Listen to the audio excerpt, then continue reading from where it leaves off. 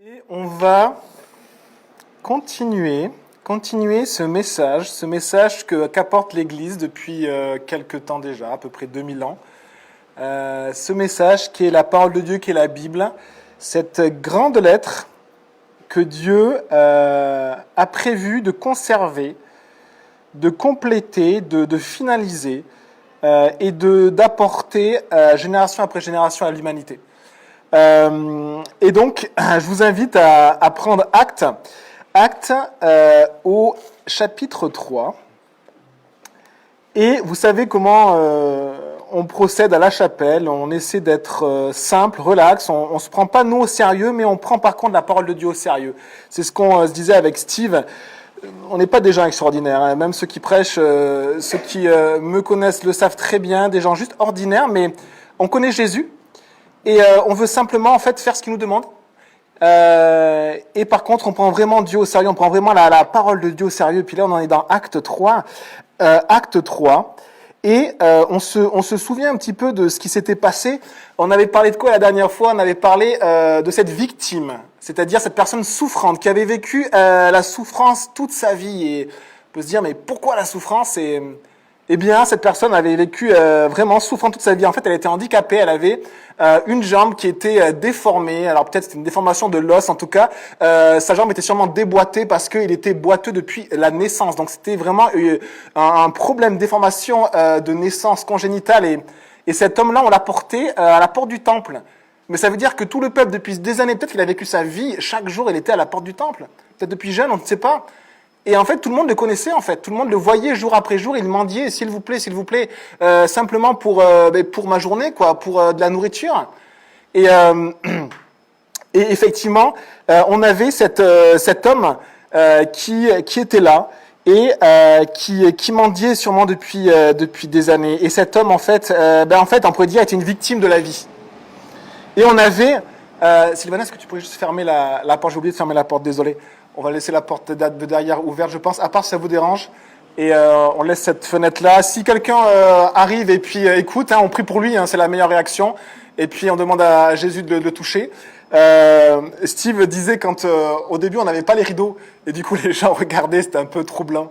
Et Jésus nous rappelait, Jésus a été comme ça sur la croix, tout le monde l'a regardé pendant des heures, et il a accepté d'être exposé au monde. Donc on prie pour les gens qui regardent, alors à part si bien sûr ils nous jettent des trucs, mais à part ça, sinon ils sont les bienvenus bien sûr. Et donc du coup on avait cet homme qui était une victime de la vie, peut-être une victime de Dieu. Vous savez, on dit mais pourquoi Dieu? Et puis il voit des sauveurs. Les sauveurs, c'était ceux qui donnaient, et c'était ceux qui étaient bien portants, ceux qui pouvaient travailler. Et puis il leur demande en fait de l'argent, et on s'en souvient en fait que ces gens-là, en fait, n'étaient pas très riches, il est tombé sur les mauvaises personnes. Et Pierre lui dit, mais en fait, je n'ai rien, je n'ai ni or ni argent, je n'ai rien. Il était tellement déçu, peut-être, cet homme, mais il a dit, ce que j'ai, je te le donne. Et en fait, ce qu'il avait, on s'en souvient, c'était le seul sauveur qui est Jésus-Christ. Quand on vit une vie de souffrance, quand on souffre, on a envie de rechercher des sauveurs autour de nous. On s'était rappelé, personne ne va pouvoir te sauver si ce n'est Jésus. On a des relations particulières dans nos vies, on alimente un peu notre souffrance, on y repense chaque jour, et puis c'est notre vie. Mais Jésus dit, moi je suis ton sauveur, moi je peux te sauver. Et aux personnes qui se pensent être les sauveurs, en fait Jésus dit la même chose, je suis aussi le sauveur. Laisse-moi faire. Donc on va à Jésus. Et c'est ce qui s'était passé. Et alors, qu'est-ce qui s'était passé? Il avait prononcé cette parole, Pierre. Il avait juste dit, au nom de Jésus de Nazareth, lève-toi et marche. Et ça, son pied, qui devait être sûrement vraiment pas joli, déformé, tout rachitique, parce qu'il n'y avait peut-être pas de muscle dans cette jambe, et en fait, c'est remboîté. Et puis, il s'est levé et il a pu marcher. Et qu'est-ce qu'il a fait? Il a sauté, loué Dieu. Il a loué Dieu, simplement. Et c'est un miracle, comme il y en a beaucoup de racontés dans la Bible, comme Dieu peut en faire encore aujourd'hui. Un miracle, une guérison miraculeuse par la puissance de Dieu. Et alors je vous lis simplement, on se rappelle les versets 8 à 10 du chapitre 3 d'Actes. D'un bond il fut debout et se mit à marcher, il entra avec eux dans le temple, marchant, sautant et adressant des louanges à Dieu. Tout le peuple le vit marcher et louer Dieu. Il reconnaissait que c'était bien celui qui était assis à la porte qu'on appelle la Belle. la porte du temple pour demander l'aumône. Et ils furent remplis d'étonnement et de stupeur, stupéfaits, à cause de ce qui lui était arrivé. Et on lit la suite. Comme ils ne quittaient pas Pierre et Jean, verset 11, donc chapitre 3 et au verset 11. Comme ils ne quittaient pas Pierre et Jean, tout le peuple stupéfait accourut vers eux au portique, appelé portique de Salomon.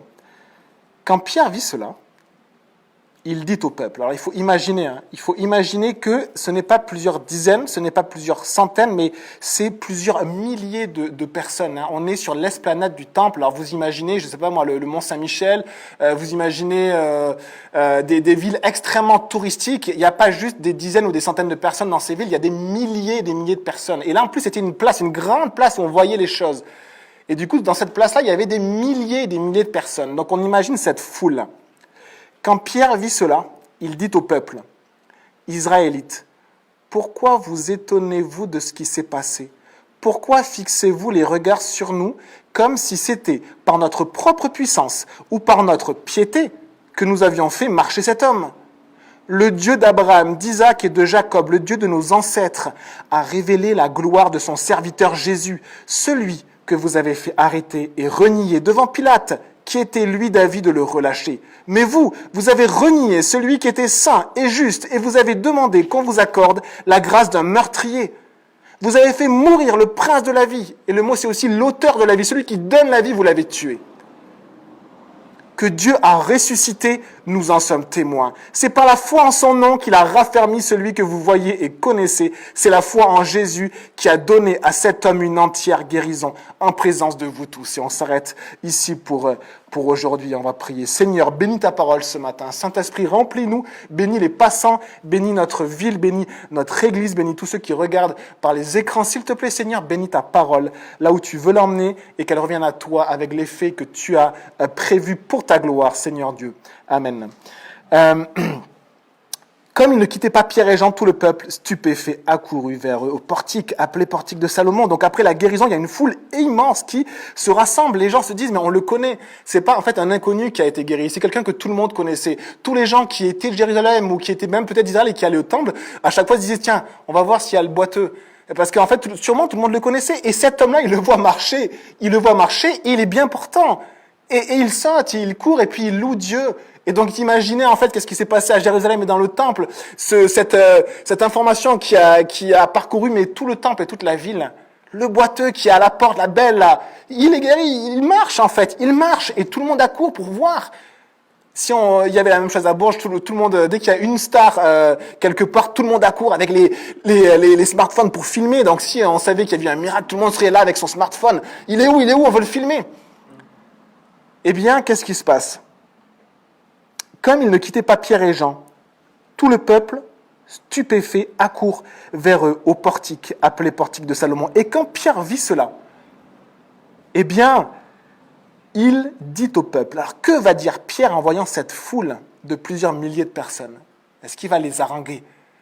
Qui va les haranguer et puis parler, et puis c'est chouette de parler devant des gens. Vous savez, ça suscite aussi l'orgueil. Priez pour ceux qui prêchent, priez pour moi, priez pour Steve, priez pour Thibaut, pour ceux qui apportent la parole de Dieu, parce que l'ennemi est là et on sait que parler devant les gens, malheureusement, on peut se croire important, on peut se croire que quand Dieu agit, c'est nous. Mais regarde ce que dit Pierre.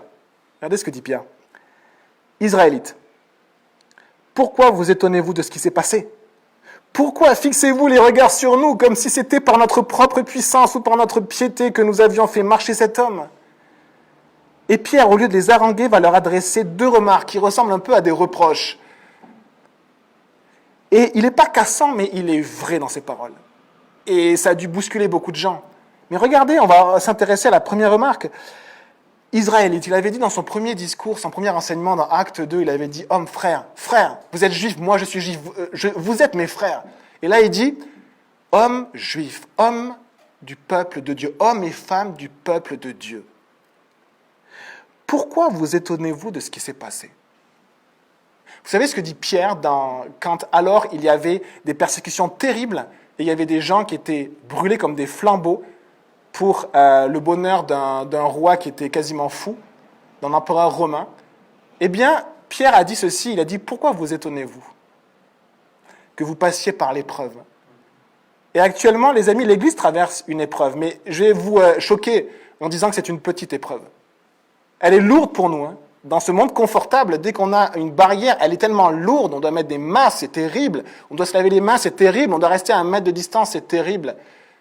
Il y a 2000 ans, on prenait les chrétiens, on les clouait sur les croix, et puis on les enflammait. On mettait un liquide inflammable, et puis après, ils brûlaient vifs comme ça. Et simplement pour vous dire en fait que peut-être qu'un jour, l'Église sera vraiment persécutée. Et quand l'Église sera vraiment persécutée, la parole de Dieu, ce sera pareil. Pourquoi vous étonnez-vous? Est-ce que nous serons l'Église qui persévère ou qui s'abreuve des infos en continu et qui a peur, terré chez soi? Et les amis, nous ne sommes pas des gens idiots qui mettent la sagesse de côté. Nous savons que le virus existe et nous faisons attention. Mais pourquoi vous étonnez-vous?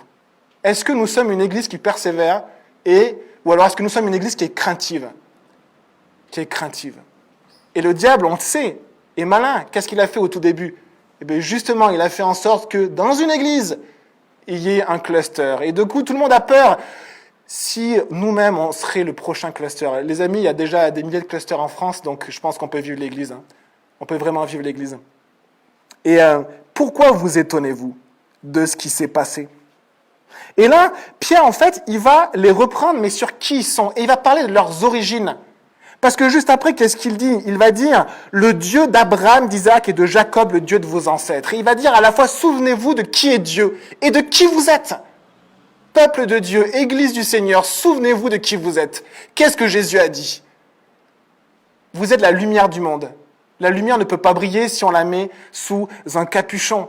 Une ville sur la montagne, elle doit être vue. Et désolé, mais c'est pas que devant nos écrans. Donc souvenons-nous de la parole du Seigneur qui dit que l'Église, c'est comme une ville. Je ne sais pas si vous avez déjà été en montagne le soir, une ville éclairée, elle se voit. Est-ce que l'Église de Jésus se voit et vit simplement? Et regardez ce qu'il dit. Il parle d'Abraham, d'Isaac, de Jacob et de leurs ancêtres. Et il leur dit, vous êtes juifs. Votre peuple provient d'Abraham. Abraham, c'est le père de la foi, l'ancêtre de tout le peuple juif et plus grandement l'ancêtre de tous ceux qui ont la foi, comme dit la parole, et aussi d'Isaac, et aussi de Jacob et de ses descendants, les descendants de Jacob, les 12 fils qu'il a eus, et puis tous les descendants qui sont vos ancêtres. Souvenez-vous, Abraham croyait en Dieu, Isaac croyait en Dieu, Jacob croyait en Dieu, ses descendants, vos ancêtres croyaient aussi en Dieu. Et vous avez en plus dans la parole de Dieu leur vie qui est racontée avec la main de Dieu agissante dans leur vie. Et vous le savez ce qu'ils ont vécu. Vous connaissez les Saintes Écritures. Vous connaissez l'action de Dieu dans leur vie. Et vous vous étonnez qu'un boiteux puisse marcher? Vous vous étonnez qu'actuellement c'est difficile pour l'Église? Vous vous étonnez? Dieu ne s'est-il pas révélé à Abraham comme le Tout-Puissant? Celui qui peut tout, dont rien n'est impossible? Dieu n'est-il pas celui qui a donné à Abraham et Sarah un fils alors qu'ils avaient plus de 80 ans dans leur vieillesse? Quand Sarah a entendu ceci, elle a rigolé. C'était une vieille femme, plus vieille que mes grands-parents. Et elle était tellement vieille, et peut-être même qu'elle avait du mal à marcher. Et elle entend qu'elle va être enceinte. C'est impossible. Elle a rigolé. Mais l'ange lui a dit, tu as ri, et quand je reviendrai dans 9 mois, tu seras enceinte. Et elle a été enceinte. C'est impossible, mais Dieu l'a fait. C'est impossible, mais Dieu l'a fait, parce que Dieu dit, je suis le Tout-Puissant. Est-ce que vous avez oublié cela? Je suis le Tout-Puissant. Isaac n'est-il pas le fils de la promesse? Celui qui n'aurait jamais dû exister. Vous savez, des fois, on en veut à Dieu quand il se passe quelque chose de difficile. Mais sachez que nos vies ne sont pas un dû et ne nous appartiennent pas. C'est un cadeau de Dieu. Ça veut dire que ce que l'on vit chaque jour, c'est un cadeau de Dieu. Et quand la vie s'arrête, on pointe les doigts vers Dieu, on dit « Pourquoi ?» Mais a-t-on remercié Dieu pour tous les jours que l'on a passés sur cette terre et dire merci parce que ça vient de toi? C'est toi qui donnes la vie et qui la reprends. Tu es le Tout-Puissant. Tu es le Dieu au-dessus de tout. Tu es Dieu. Isaac n'aurait pas dû vivre. mais il a vécu. Sa vie était un don, et notre vie est un don chaque jour. Il n'aurait pas dû vivre, mais il a vécu. Il a grandi, il s'est marié. Avec Rebecca, il a eu 2 enfants, Jacob et Ésaü. Et Dieu n'est-il pas celui dont on a vu sa main et sa protection durant toute la vie de ce Jacob qui était d'un tellement mauvais caractère, d'un tellement mauvais cœur et que Dieu a changé progressivement. Vous connaissez cette histoire. Et Pierre leur rappelle le Dieu d'Abraham, d'Isaac, de Jacob. Est-ce que vous vous souvenez de leur vie? Est-ce que vous vous souvenez que Dieu est le Tout-Puissant? Il a perdu un fils, Jacob. Il a été dans le deuil toute sa vie. Ça l'a brisé complètement. Et le fils qu'il a perdu un jour, il va le retrouver. Premier ministre du plus grand peuple d'alors de l'Égypte. Est-ce que vous vous souvenez que Dieu est puissant? Que Dieu est souverain? Il est au-dessus de toute chose et il met sa main. Et il agit. Est-ce que vous avez oublié d'avoir confiance en Dieu? Est-ce que vous avez oublié d'avoir confiance en Dieu? Et Pierre leur parle et leur rappelle qui ils sont. Et Dieu nous rappelle, Église de Jésus-Christ, qui nous sommes. Nous sommes la lumière du monde. Nous sommes ces villes sur les montagnes qui doivent éclairer. Et Pierre leur rappelle qui ils sont. Et regardez ce qu'il va dire après. Et on pourrait continuer avec le Dieu de nos ancêtres, on peut continuer avec Moïse, les prodiges, les miracles, on peut continuer avec Gédéon, avec Josué, avec Élie, Élisée, David. Le Dieu d'Abraham, d'Isaac et de Jacob, le Dieu de nos ancêtres, a révélé la gloire de son serviteur Jésus. Et voilà ce que dit Pierre à ce peuple qui se rassemble. Il dit, ce Dieu-là vous a envoyé Jésus. C'était son serviteur. C'était son envoyé. C'était son porte-parole. Les amis, est-ce que vous connaissez Jésus? Parce que c'est le porte-parole de Dieu. C'est l'envoyé de Dieu. Et si vous voulez un jour connaître Dieu, eh bien, vous avez besoin de connaître Jésus. Eh bien, ce représentant de Dieu, ce serviteur de Dieu, vous n'avez rien voulu savoir de lui. Et pourtant, il est marqué, Dieu a révélé la gloire de Jésus. Jésus, par ses paroles et par ses actes, et il dit à ce peuple, vous-même, vous l'avez vu, vous l'avez entendu, vous l'avez vécu. Vous avez été témoin des paroles de grâce de Jésus. Vous avez été témoin de ce qui émanait de lui et vous avez été témoin de ses miracles. Et vous avez vu sa gloire. Dieu a révélé la gloire de Jésus. Eh bien, celui-ci, vous l'avez fait arrêter et vous l'avez renié devant Pilate, qui était lui pourtant d'avis de le relâcher. Vous avez dit, ce n'est pas le serviteur de Dieu, ce n'est pas le représentant de Dieu. Nous n'avons rien à voir avec lui, il profère de faux enseignements, il fait des miracles par Satan, il doit mourir. Et pourtant, Dieu a révélé sa gloire, et vous l'avez tous vu. Verset 14, mais vous avez renié celui qui était saint et juste, et vous avez demandé qu'on vous accorde la grâce d'un meurtrier. C'est comme si, ici, Pierre est en train de décrire mon propre cœur. On se croit des fois saint, on se croit des fois juste. Et pourtant, dans nos actions, nous renions celui qui est saint et celui qui est juste. Vous avez renié celui que Dieu a envoyé pour vous, le Messie. Et souvenez-vous de son procès. Souvenez-vous de son procès. Vous n'avez même pas réussi à donner une accusation contre lui. Malgré tous les faux accusateurs et les faux témoins qui étaient là en grand nombre, vous n'avez même pas réussi. Pourquoi? Vous êtes témoin qu'il n'y avait aucune faute en lui, qu'il était juste, sans péché, et qu'il venait de Dieu, parce que Dieu a révélé sa gloire. Lui, le saint et le juste, eh bien, vous l'avez renié. Vous avez dit, non, on ne l'accepte pas, et il doit mourir. Et vous avez demandé qu'on accorde la grâce d'un meurtrier. Et ils ont demandé, en fait, de tuer Jésus à la place d'un homme qui s'appelle Barabbas. Et cet homme-là, c'était un émeutier qui avait commis un meurtre. Donc un homme violent, très charismatique. Tout le monde savait qu'il était meurtrier. Et à côté, vous aviez Jésus qui guérissait. Tout le monde savait qu'il guérissait. Et ils ont dit, tuez Jésus et relâchez le meurtrier. Et voilà ce que Pierre dit. Pierre leur dit en fait juste la vérité. Et la vérité est pénible parfois à entendre. Surtout quand on parle de nous-mêmes et de notre propre cœur. Vous avez renié celui que Dieu a envoyé pour vous. Lui, le saint et le juste. Vous avez demandé sa mise à mort à la place d'un meurtrier, Barabbas. L'innocent, vous l'avez fait crucifier par vos manigances, par votre dureté de cœur, en disant, nous sommes justes. Verset 15. Vous avez fait mourir le prince de la vie. Et le mot prince, archégos, c'est le chef au-dessus de tout, mais c'est aussi l'auteur, l'initiateur. L'auteur de la vie, celui qui vous donne la vie chaque jour. Eh bien, vous l'avez tué.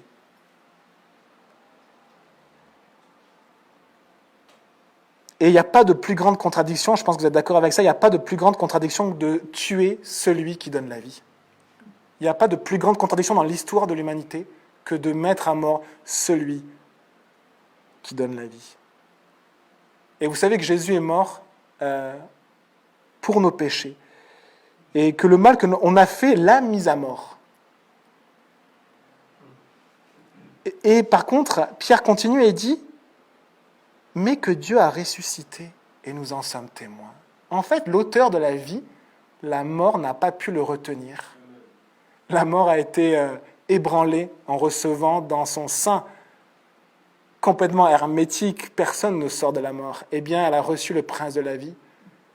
Et la mort a été obligée, elle n'a rien pu faire, complètement ébranlée. Et puis la mort a recraché ce prince de la vie qu'elle ne pouvait retenir.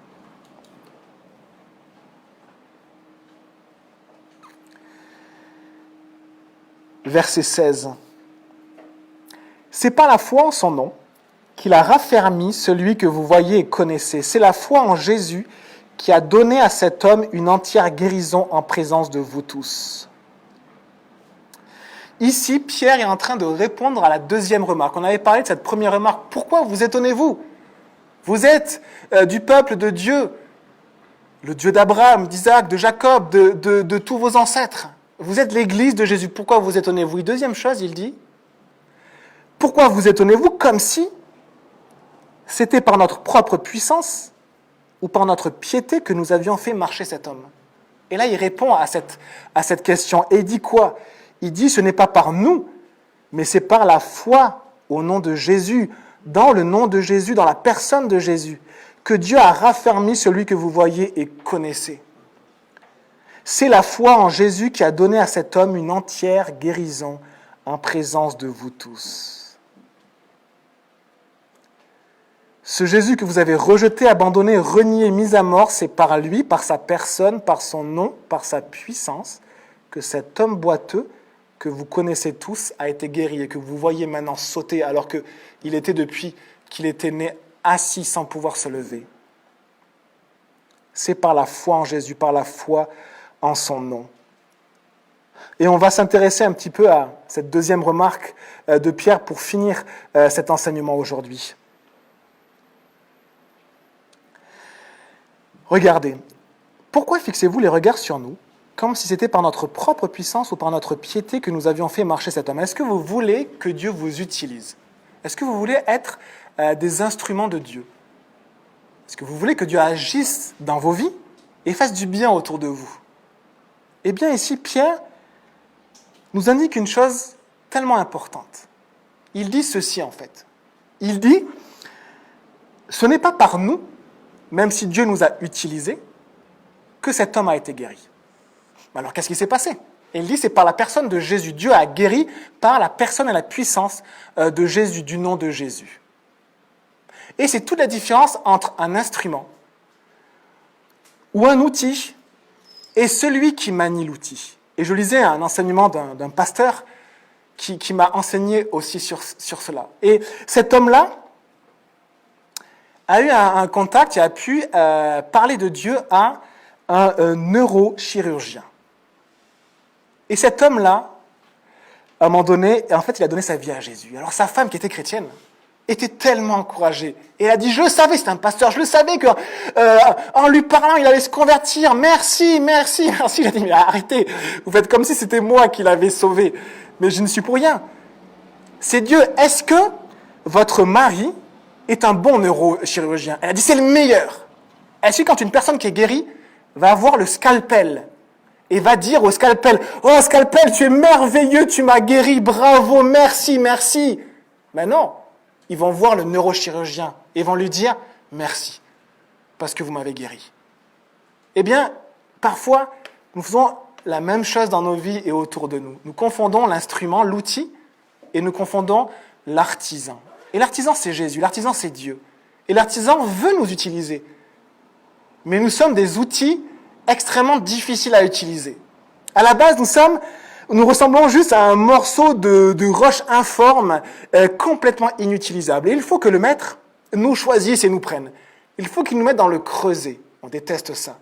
Pour faire fondre le matériau et pour enlever toutes les impuretés qui rendraient l'outil inutile ou cassant.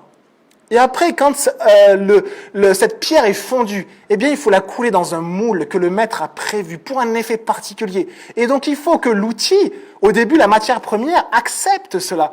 Accepte que son maître, l'artisan, fasse cela dans nos vies. Que l'on puisse vivre des moments de souffrance et qu'on l'accepte de la part de Dieu.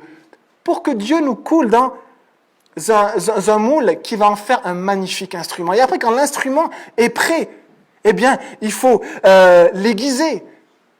Et il faut mettre un manche en bois. Et il faut que l'instrument accepte d'être manipulé par le maître, d'avoir besoin de ceci ou d'avoir besoin de cela. Et quand enfin l'instrument est prêt, et que l'instrument accepte, eh bien, quand le maître utilise son instrument avec l'utilité qu'il a prévue pour cet instrument, avec le dessin qu'il a prévu pour cet instrument, pour cet outil, eh bien, l'outil réalise qu'il n'est qu'un outil. Et il dit merci à son maître d'avoir la grâce de le former pour l'utiliser dans ce monde. Et que dit Pierre? Il dit, et c'est très intéressant, comme si c'est par notre puissance. Nous n'avons aucune puissance, les amis. Nous n'avons aucune puissance en nous. Aucune puissance. Plus on est rempli de nous, moins Dieu peut nous utiliser. Nous avons besoin d'être remplis de Jésus et d'être vidés de nous. Nous avons besoin d'être remplis de Jésus, de connaître Jésus. Et même si nous connaissons Jésus, vous savez, cet effort que l'on fait chaque jour pour prier, pour s'approcher de Dieu, pour passer des moments dans la présence de Dieu, la Bible l'appelle la piété. Eusébéios, Euseb, ça veut dire pieux, le pieux. Et en fait, la piété. Et la piété, eh bien, Pierre dit que même notre piété ne peut pas guérir ni sauver un homme. Quel que soit votre nombre d'années avec Jésus, quelle que soit votre grandeur chrétienne, vous ne pouvez ni guérir ni sauver personne. Uniquement Jésus peut le faire. Et que fait-on quand on demande à Dieu d'agir dans nos vies ou d'agir pour une guérison? En fait, on est juste des instruments et on réalise que le maître, c'est Dieu. Et on va juste à Dieu et on dit, Seigneur, tu es le Tout-Puissant. On te demande, par Jésus, ton serviteur, qui est notre maître, l'auteur de la vie, d'agir. Mais notre foi est en Dieu, est en Jésus. Et on laisse Dieu agir parce qu'il n'y a aucune force à nous-mêmes. Et on fait confiance à Dieu dans ce qu'il décidera. Et les amis, on va avoir encore... je vais conclure je vais simplement conclure. Après, on va avoir un chant. Et puis, on va procéder à ce que Jacques V appelle en fait à la prière des anciens, ou alors l'onction d'huile. Parce que donc une sœur de l'Église a demandé qui a une maladie, qu'on prie pour elle, donc on va le faire. Et Dieu fait les choses selon ses souhaits, parce que c'est le texte aussi que l'on lit. Et on va simplement s'en remettre à Dieu, et je demanderai après à Nicole de venir me rejoindre, et après à Marine de me rejoindre. Mais d'abord, on va juste conclure, on aura un dernier chant. Regardez. Qu'est-ce qui fait d'un outil un outil de bonne qualité? Et on finit avec ça. Eh bien, Jésus décrit ses propres serviteurs, non comme performants, non comme talentueux, non comme charismatiques, non comme ayant porté beaucoup de fruits, mais comme étant bons, agathos, et fidèles, pistis. Bon et fidèle. Bon, ça veut dire à la fois bon, de bonne constitution, ça veut dire aussi de nature utile. Donc, serviteur utile et fidèle. C'est les deux caractéristiques que le maître recherche pour nous utiliser. Est-ce que vous êtes bon, utile pour le maître? Est-ce que vous êtes fidèle et que Jésus est votre seul maître? Il y a une autre caractéristique qu'il faut citer avant de finir cet enseignement et cette prédication. C'est la caractéristique de Moïse, qui est finalement une image de la caractéristique de Jésus. Je vous lis ce verset, Nombre 12, verset 3. « Or Moïse était un homme très humble, plus humble que n'importe quel homme à la surface de la terre. » Je lis une autre version. « Or Moïse était un homme très doux, plus doux que n'importe quel homme à la surface de la terre. » Le mot hébreu est tellement riche qu'il veut à la fois dire humble et doux. Que dit Jésus de lui-même? Je suis humble, je suis doux et humble de cœur. Doux et humble, les caractéristiques de Jésus. Et si on veut être utilisé par Dieu, eh bien on a besoin d'être brisé par Dieu. Que notre orgueil soit brisé. Que notre château de cartes, on a l'impression que c'est une forteresse que l'on construit dans nos vies et que l'on montre aux autres, soit détruit et que Dieu reconstruise avec sa base.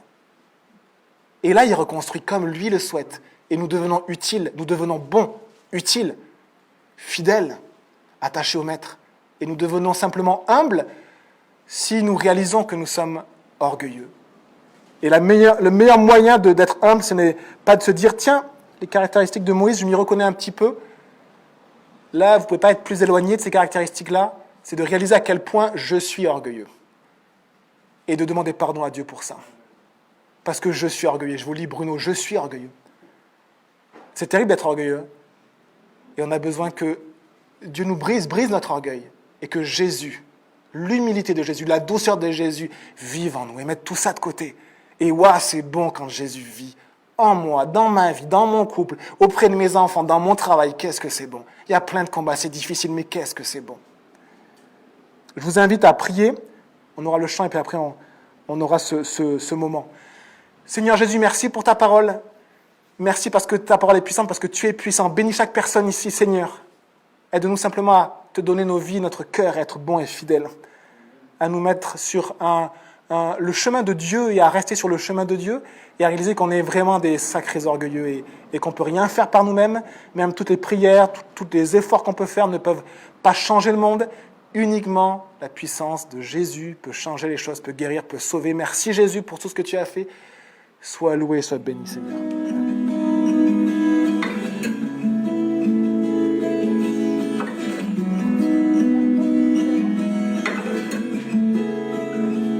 Chaque instant, chaque jour qui passe, en Jésus, je puis me confier. C'est ami que jamais rien ne lasse, me soutient, c'est me vivifier. Aide-moi à avoir confiance quand toi seul, mon maître, mon Seigneur, tu connais toutes mes défaillances.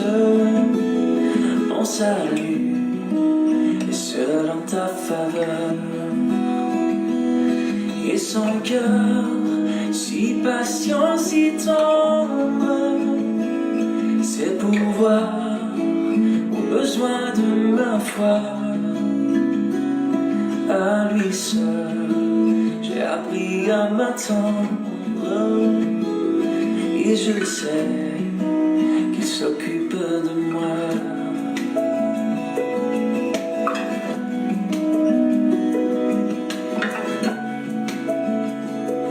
Prends ma main, tiens-moi quand je chancelle.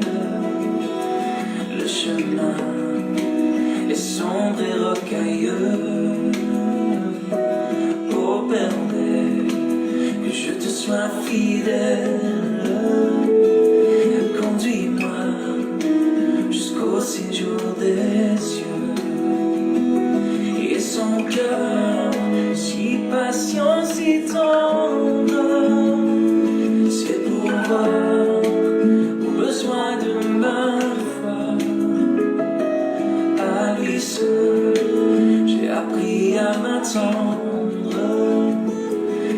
je sais qu'il s'occupe de moi.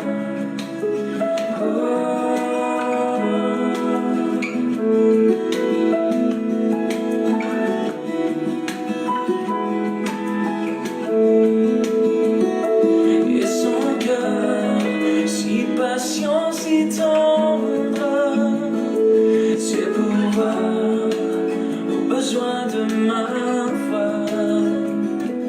À lui seul, j'ai appris à m'attendre. Et je sais, il s'occupe de moi. Oui, je sais, il s'occupe de moi.